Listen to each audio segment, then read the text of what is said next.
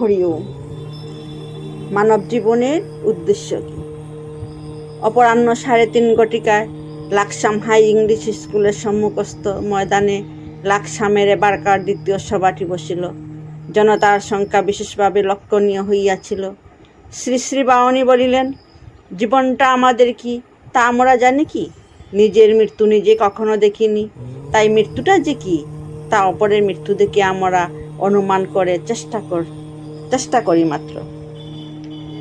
যুক্তি টানি, রাম মরেছে, শ্যামও মরেছে, যদুও মরেছে, মধুও মরেছে, সুতরাং হয়তো যাদবও একদিন মরবে, মাধবও একদিন মরবে, রাঘবও একদিন মরবে।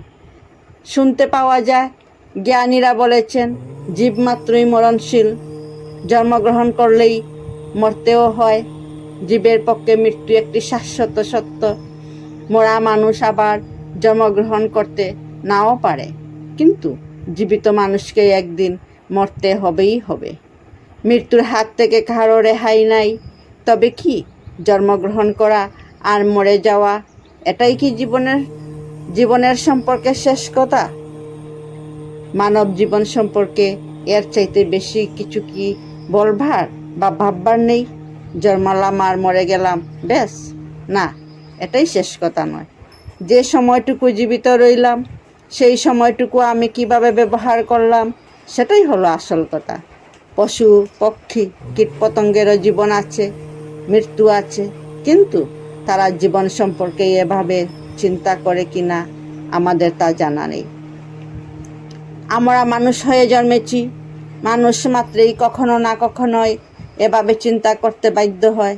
তার প্রধান কারণ এই যে দর্শন, স্পর্শন, শ্রবণ, মনন প্রভৃতি কার্য সাধনের অন্তরেন্দ্রিয় ও বহিরেন্দ্রিয়গুলি ব্যবহার করে করে সে ইন্দ্রিয়গুলির পৃথক অস্তিত্ব সম্বন্ধে সজাগ হয়।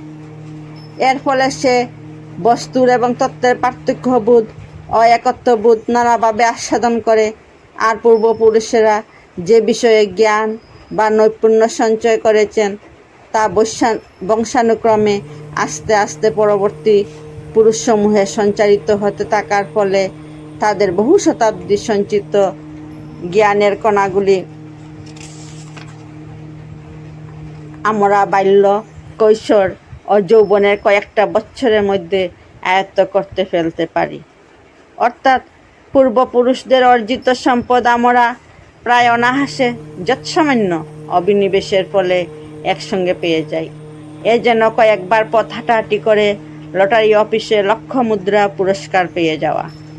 মানুষের এই সুযোগ, এই সৌভাগ্য, এই সামর্থ্য আছে। ভগবানের সৃষ্ট এই জগতে মানুষ সবচেয়ে সৌভাগ্যশালী প্রাণী। সুতরাং একথা ভাবাই স্বাভাবিক, মানুষের জীবন আমরা হেলা একেলা কাটিয়ে দেবার জন্য পাই নাই। এতক্ষণ আপনারা শুনলেন অখণ্ড সংহিতা ৪র্থ খণ্ড। হরি ওম।